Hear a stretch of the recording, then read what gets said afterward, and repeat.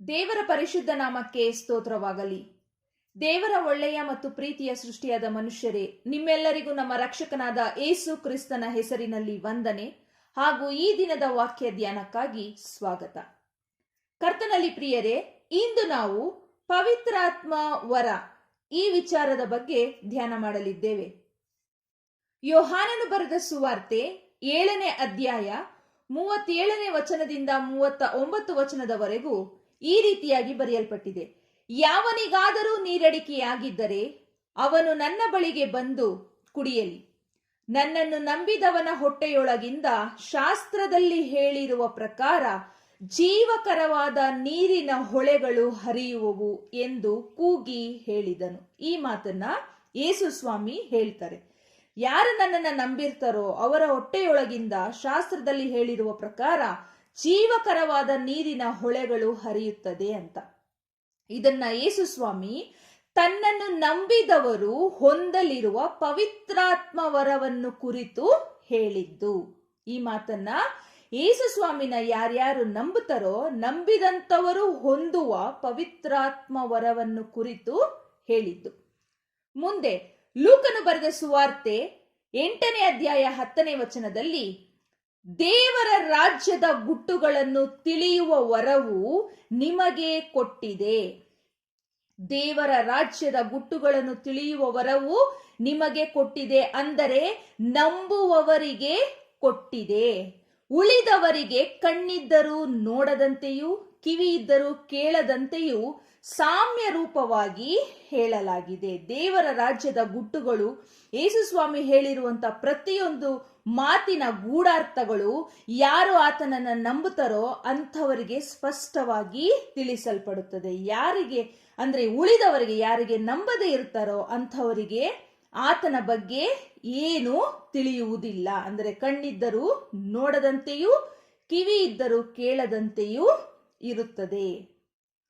ಲೂಕನು ಬರೆದ ಸುವಾರ್ತೆ 11ನೇ ಅಧ್ಯಾಯ 13ನೇ ವಚನದಲ್ಲಿ ಕೆಟ್ಟವರಾದ ನೀವು ನಿಮ್ಮ ಮಕ್ಕಳಿಗೆ ಒಳ್ಳೆಯ ಪದಾರ್ಥಗಳನ್ನು ಕೊಡಬಲ್ಲವರಾದರೆ ಪರಲೋಕದಲ್ಲಿರುವ ನಿಮ್ಮ ತಂದೆಯು ತನ್ನನ್ನು ಬೇಡಿಕೊಳ್ಳುವವರಿಗೆ ಎಷ್ಟೋ ಹೆಚ್ಚಾಗಿ ಪವಿತ್ರಾತ್ಮ ವರವನ್ನು ಕೊಡುವವನಲ್ಲವೇ ಅಂದನು.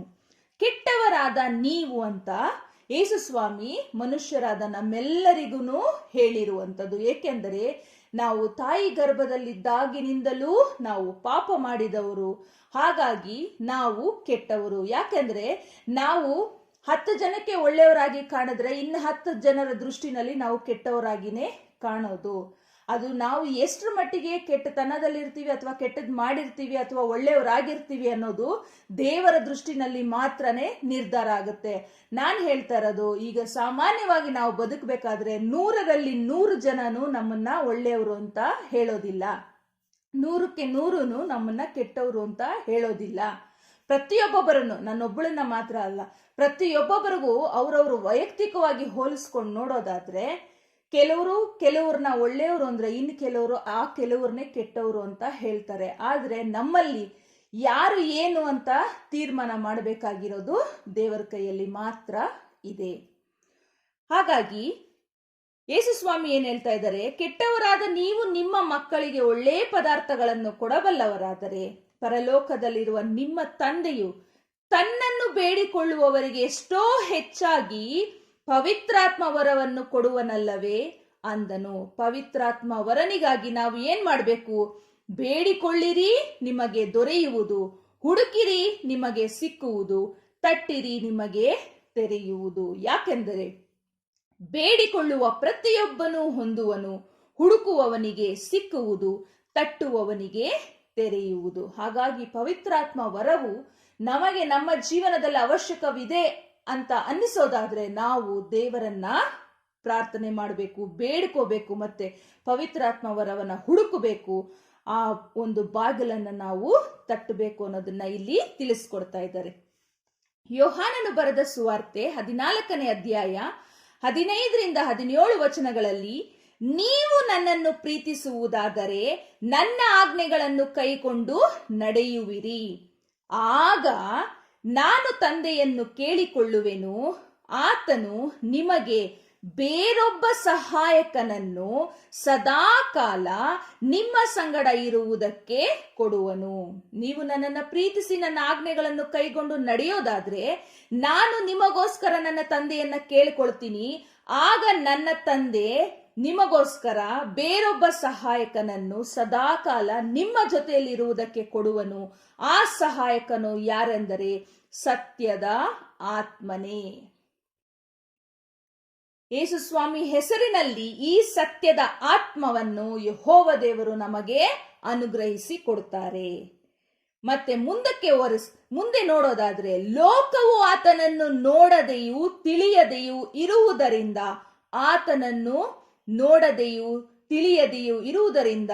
ಆತನನ್ನು ಹೊಂದಲಾರದು. ಲೋಕವು ಆತನನ್ನು ನೋಡದೆಯೂ ತಿಳಿಯದೆಯೂ ಇರುವುದರಿಂದ ಆತನನ್ನು ಹೊಂದಲಾರದು. ನೀವು ಆತನನ್ನು ಬಲ್ಲಿರಿ, ಹೇಗೆಂದರೆ ನಿಮ್ಮ ಬಳಿಯಲ್ಲಿ ವಾಸ ಮಾಡುತ್ತಾನೆ ಮತ್ತು ನಿಮ್ಮೊಳಗೆ ಇರುವನು. ಈ ಸತ್ಯದ ಆತ್ಮನು ನಮಗೆ ಯಾವ ರೀತಿಯಲ್ಲಿ ಸಹಾಯ ಮಾಡುತ್ತಾರೆ? ಇದು ನಮ್ಮ ಪ್ರಶ್ನೆ. ಆದರೆ ರೋಮಾಪುರದವರೆಗೆ ಬರೆದ ಪತ್ರಿಕೆ 8ನೇ ಅಧ್ಯಾಯ 26ನೇ ವಚನದಲ್ಲಿ ಪವಿತ್ರಾತ್ಮನು ಸಹ ನಮ್ಮ ಅಶಕ್ತಿಯನ್ನು ನೋಡಿ ಸಹಾಯ ಮಾಡುತ್ತಾನೆ. ಹೇಗೆಂದರೆ ನಾವು ತಕ್ಕ ಪ್ರಕಾರ ಏನು ಬೇಡಿಕೊಳ್ಳಬೇಕೋ ನಮಗೆ ಗೊತ್ತಿಲ್ಲದರಿಂದ ಪವಿತ್ರಾತ್ಮನು ತಾನೇ ಮಾತಿಲ್ಲದಂತ ನರಳಾಟದಿಂದ ನಮಗೋಸ್ಕರ ಬೇಡಿಕೊಳ್ಳುತ್ತಾನೆ. ಅಂದ್ರೆ ಪವಿತ್ರಾತ್ಮನು ನಮ್ಮ ಅಶಕ್ತಿಯನ್ನು, ನಮಗೆ ಇವಾಗ ಯಾವ ರೀತಿ ನಮ್ಮ ಒಂದು ಸಮಸ್ಯೆಗಳಿಗೆ, ನಮ್ಮ ಒಂದು ಕಷ್ಟ ಕಣ್ಣೀರು ಬಾಧೆಗಳಿಗೆ ಯಾವ ರೀತಿಯಲ್ಲಿ ನಾವು ಸ್ವಾಮಿನ ಬೇಡ್ಕೋಬೇಕು, ಪ್ರಾರ್ಥನೆ ಮಾಡಬೇಕು ಅನ್ನೋದು ಗೊತ್ತಾಗ್ತಿರಲ್ಲ. ಮತ್ತೆ ನಮ್ಮದೇ ಆದಂತ ಕಷ್ಟ ಬಾಧೆ ಸಂಕಟಗಳಲ್ಲಿ ನಾವು ಮುಳುಗೋಗಿ ಪ್ರಾರ್ಥನೆನೂ ಮಾಡದಿರ ನಾವು ಬೇಜಾರಲ್ಲಿ ಕುಳಿತಿರೋದಾದ್ರೆ, ಮನಗುಂದಿದವರಾಗಿ ಇರೋದಾದ್ರೆ, ಆಗ ನಮ್ಮ ಅಶಕ್ತಿಯನ್ನು ನೋಡಿ ಪವಿತ್ರಾತ್ಮನು ತನ್ನ ಮಾತಿಲ್ಲದಂತ ನರಳಾಟದಿಂದ ನಮ್ಮ ಬಗ್ಗೆ ದೇವರಿಗೆ ತಿಳಿಸಿಕೊಡುತ್ತಾರೆ. ಆದರೆ ಹೃದಯಗಳನ್ನು ಶೋಧಿಸಿ ನೋಡುವಾತನಿಗೆ ಪವಿತ್ರಾತ್ಮನ ಮನೋಭಾವವು ಏನೆಂದು ತಿಳಿದದೆ. ಅಂದ್ರೆ ಆ ಪವಿತ್ರಾತ್ಮ ಮಾತಿಲ್ಲದಂತ ನರಳಾಟದಿಂದ ಏನು ಹೇಳ್ತಾ ಇದ್ದಾರೆ, ದೇವರ ಹತ್ರ ಏನ್ ಕೇಳ್ತಾ ಇದ್ದಾರೆ ಅನ್ನೋದು ದೇವರಿಗೆ ನಮ್ಮ ಹೃದಯಗಳನ್ನ ನೋಡಿದಾಗ ದೇವರಿಗೆ ಗೊತ್ತಾಗುತ್ತೆ. ಪವಿತ್ರಾತ್ಮ ನಮಗೆ ಯಾವ ರೀತಿ ಸಹಾಯ ಮಾಡ್ತಾರೆ, ನಾವು ಯಾವ ರೀತಿ ಪ್ರಾರ್ಥಿಸಬೇಕು, ಬೈಬಲ್ ಹೇಗೆ ಓದ್ಬೇಕು, ಶುದ್ಧರಾಗಿ ಹೇಗೆ ಬಾಳಬೇಕು ಅಂತ ದಾರಿ ತೋರಿಸಿ ನಡೆಸ್ತಾರೆ. ಮತ್ತೆ ನಮ್ಮಲ್ಲಿದ್ದು ನಮ್ಮ ಆತ್ಮೀಕ ಜೀವನ ವೃದ್ಧಿಯಾಗಲು ನಾವು ಸದಾ ದೇವರಿಗೆ ಹತ್ತಿರವಾಗಿರುವಂತೆ ನೋಡಿಕೊಳ್ಳುತ್ತದೆ. ಮತ್ತೆ ನಾವು ನಿತ್ಯ ಜೀವಕ್ಕೆ ಬಾಧ್ಯರಾಗಲು ನಮಗೆ ಸಹಾಯ ಮಾಡುತ್ತದೆ. ಈ ಪವಿತ್ರಾತ್ಮ ವರವನ್ನು ನಂಬುವವರು, ಯಾರು ತನ್ನನ್ನ ನಂಬುತ್ತಾ ಇದ್ದಾರೆ ಅನ್ನೋದು ದೇವರಿಗೆ ಗೊತ್ತಾಗುತ್ತೆ, ಯೇಸು ಸ್ವಾಮಿಗೂ ಗೊತ್ತಾಗುತ್ತೆ, ಯಾರು ಸಂಪೂರ್ಣವಾದ ಹೃದಯದಿಂದ ಆತನನ್ನ ನಂಬುತ್ತಾ ಇದ್ದಾರೆ ಅಂತ. ಅಂಥವರ ಸಹಾಯಕ್ಕೋಸ್ಕರ ದೇವರು ಪವಿತ್ರಾತ್ಮ ವರವನ್ನು ಸದಾಕಾಲ ಅವರ ಜೊತೆಯಲ್ಲಿ ಇರೋದಕ್ಕಾಗಿ ಕೊಡ್ತಾರೆ. ಮತ್ತೆ ಪವಿತ್ರಾತ್ಮನ ದೂಷಣೆ ಕ್ಷಮಿಸಲಾಗದ ಪಾಪ ಎಂದು ಯೇಸು ಸ್ವಾಮಿ ಹೇಳಿದ್ದಾರೆ.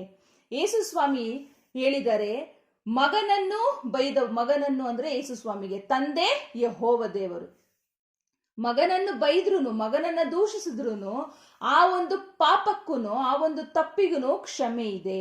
ಆದರೆ ಯಾರ ಪವಿತ್ರಾತ್ಮನನ್ನು ದೂಷಿಸ್ತಾರೋ ಅವರಿಗೆ ಅವರ ತಪ್ಪಿಗೆ ಕ್ಷಮೆ ಇಲ್ಲ.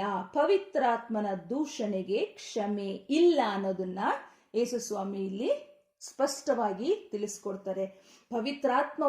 ಪವಿತ್ರಾತ್ಮ ವರವು ನಮ್ಮನ್ನು ದೇವರಿಗೆ ಹತ್ತಿರವಾಗಿರಿಸಲು, ನಾವು ಶುದ್ಧರಾಗಿ ಬಾಳಲು, ಯಾವ ರೀತಿಯಲ್ಲಿ ಯಾವಾಗಲೂ ಪ್ರಾರ್ಥನೆ ವಿಜ್ಞಾಪನೆಗಳಲ್ಲಿ ನಾವು ಸದಾ ದೇವರನ್ನ ಧ್ಯಾನಿಸ್ತಾ ಇರಬೇಕು ಅನ್ನೋದರಲ್ಲಿ ನಮಗೆ ಸಹಾಯ ಮಾಡುತ್ತದೆ. ಮತ್ತೆ ಈ ಭೂಲೋಕದ ಯಾತ್ರೆಯಲ್ಲಿ ನಾವು ಇತರರೊಂದಿಗೆ ಯಾವ ರೀತಿಯಾಗಿ ವರ್ತಿಸಬೇಕು, ನಮ್ಮ ಜೀವಿತ ಹೇಗಿರಬೇಕು ಅನ್ನೋದನ್ನ ಸಹಿತ ಪವಿತ್ರಾತ್ಮ ನಮ್ಮನ್ನ ಎಚ್ಚರಿಸಿ ನಡೀತಾ ಇರುತ್ತೆ. ನಾವು ಯಾವುದೇ ರೀತಿಯಲ್ಲಿ ಕೆಟ್ಟ ದಾರಿಗೆ ಹೋಗದೇ ಇರುವ ರೀತಿಯಲ್ಲಿ ನಮ್ಮನ್ನು ಎಚ್ಚರಿಸಿ ಸರಿಯಾದ ದಾರಿಯನ್ನು ತೋರಿಸಿ ಯೇಸು ಸ್ವಾಮಿ ಈ ಲೋಕದಲ್ಲಿದ್ದಾಗ ತಾನು ಮಾತನಾಡಿದಂಥ ಎಲ್ಲ ಮಾತುಗಳನ್ನು ನಮ್ಮ ಜ್ಞಾಪಕಕ್ಕೆ ತರಿಸಿ ನಾವು ಸದಾ ಒಳ್ಳೆ ದಾರಿನಲ್ಲಿ ನಡೆಯೋದಕ್ಕೆ ಸಹಾಯ ಮಾಡುವಂಥದ್ದೇ ಪವಿತ್ರಾತ್ಮ. ಹಾಗಾಗಿ ಪವಿತ್ರಾತ್ಮನ ಬಗ್ಗೆ ಸ್ವಲ್ಪ ನಾವು ಈ ದಿನ ತಿಳ್ಕೊಂಡ್ವಿ ಅಂತ ನಾನು ಅನ್ಕೊಳ್ತೀನಿ. ಪ್ರಾರ್ಥನೆ ಮಾಡೋಣ. ಸರ್ವ ಸೃಷ್ಟಿಕರ್ತನೆ, ಸಮಸ್ತವನ್ನು ಆಳುವವನೇ, ನಿನ್ನ ಪರಿಶುದ್ಧ ನಾಮಕ್ಕೆ ಕೋಟಿ ಕೋಟಿ ಸ್ತೋತ್ರವಾಗಲಿ. ಕೊಟ್ಟಂತ ಸಮಯಕ್ಕಾಗಿ, ವಾಕ್ಯಕ್ಕಾಗಿ ಸ್ತೋತ್ರ. ನಮ್ಮ ಮೇಲೆ ನಿಮಗಿರುವ ಅಪಾರವಾದ ಪ್ರೀತಿಗಾಗಿ ಸ್ತೋತ್ರ. ಅಪ್ಪ, ನಮ್ಮ ಸಹಾಯಕ್ಕಾಗಿ ನೀವು ನಮಗೆ ಸತ್ಯದ ಆತ್ಮನು ಕೊಟ್ಟಿದ್ದಕ್ಕಾಗಿ ಸ್ತೋತ್ರ. ಆ ಆತ್ಮನ ಸಹಾಯದಿಂದ ನಾವು ನಿನ್ನನ್ನು ಇನ್ನೂ ಹೆಚ್ಚಾಗಿ ಅರಿತು ನಿನ್ನ ಪ್ರೀತಿಯಲ್ಲಿ ಸದಾ ಗಟ್ಟಿಯಾಗಿ ಬೇರೂರಿ ಜೀವಿಸಲು ಸಹಾಯ ಮಾಡು. ಈ ಜೀವನದ ಯಾತ್ರೆಯಲ್ಲಿ ನಿನ್ನ ಸಹಾಯ ನಮಗೆ ಬೇಕು. ನಿನ್ನಿಂದ ನಾವು ಯಾವುದೇ ಕಾರಣಕ್ಕೂ ದೂರವಾಗದೆ ಬಾಳಲು ಸಹಾಯ ಮಾಡು. ನಮಗೆ ವಿರೋಧವಾಗಿ ಎದ್ದಿರುವ ಸೈತಾನನನ್ನು ತುಳಿದು ಮಟ್ಟ ಹಾಕು ತಂದೆಯೇ. ಸೈತಾನನು ಕೇಕೆ ಹಾಕಿ ನಗಲು ಅವಕಾಶ ಕೊಡಬೇಡಿರಿ. ನಿಮ್ಮ ಬೇಡಿಗಳಿಂದ ಸೈತಾನನನ್ನು ಬಂಧಿಸಿರಿ. ನಮ್ಮನ್ನು ರಕ್ಷಿಸಿ ಕಾಪಾಡಬೇಕೆಂದು ನಿನ್ನನ್ನು ಬೇಡುವಂಥವರಾಗಿದ್ದೇವೆ. ನಿನ್ನನ್ನೇ ನಿರೀಕ್ಷಿಸುವಂತಹ ನಮ್ಮನ್ನು ಎಂದಿಗೂ ಕೈ ಬಿಡದೆ, ನಮಗೆ ಆಶಾಭಂಗವಾಗದಂತೆ, ನಮಗೆ ಅವಮಾನವಾಗದಂತೆ ನೀನು ನಿನ್ನ ಕೈಗಳಲ್ಲಿ ಎತ್ತು ನಮ್ಮನ್ನು ಸಂರಕ್ಷಿಸಿ ಕಾಪಾಡಬೇಕಾಗಿ ನಿನ್ನಲ್ಲಿ ಬೇಡಿಕೊಳ್ಳುತ್ತೇವೆ. ನಮ್ಮನ್ನು ನಾವು ತಗ್ಗಿಸುತ್ತೇವೆ. ಎಲ್ಲಾ ಘನ ಮಾನ ಮಹಿಮೆ ನಿನಗೆ ಸಲ್ಲಿಕೆಯಾಗಿರಲಿ. ಯೇಸುವಿನ ಹೆಸರಿನಲ್ಲಿ, ಪುನರುತ್ಥಾನವಾದ ಯೇಸುವಿನ ಹೆಸರಿನಲ್ಲಿ ನಂಬಿಕೆಯಿಂದ ಬೇಡಿ ಹೊಂದಿದ್ದೇವೆ ನಮ್ಮ ತಂದೆಯೇ. ಆಮೇನ್. ಕರ್ತನಲ್ಲಿ ಪ್ರೀತಿಯ ಜನರೇ, ನಿಮ್ಮೆಲ್ಲರನ್ನು ತಂದೆಯಾದ ದೇವರು ಹೆಚ್ಚಾಗಿ ಆಶೀರ್ವದಿಸಿ ನಡೆಸಲಿ. ನಿಮ್ಮ ಕುಟುಂಬಗಳಲ್ಲಿರುವಂಥ ಎಲ್ಲ ಕಷ್ಟ, ನೋವು, ಬಾಧೆ, ಸಂಕಟ, ಅವಮಾನ, ನಿಂದೆ, ಕಣ್ಣೀರು, ಗೋಳಾಟ ಇವೆಲ್ಲವುಗಳಿಂದ ದೇವರು ತಾನೇ ನಿಮ್ಮೆಲ್ಲರನ್ನು ಬಿಡಿಸಿ ಆಶೀರ್ವದಿಸಿ ಇತರರಿಗೆ ಸಾಕ್ಷಿಯ ಜೀವಿತ ಜೀವಿಸಲು ನಿಮ್ಮೆಲ್ಲರನ್ನು ನಡೆಸಬೇಕಾಗಿ ನಾನು ಪ್ರಾರ್ಥನೆ ಮಾಡುತ್ತೇನೆ. ನೀವು ಸಹ ದೇವರನ್ನು ನಂಬಿ ಧೈರ್ಯವಾಗಿರಲಿ. ತಂದೆ ದೇವರು ನಿಮ್ಮನ್ನು ಹೆಚ್ಚಾಗಿ ಆಶೀರ್ವದಿಸಿ ನಡೆಸಲಿ. ಆಮೇಲೆ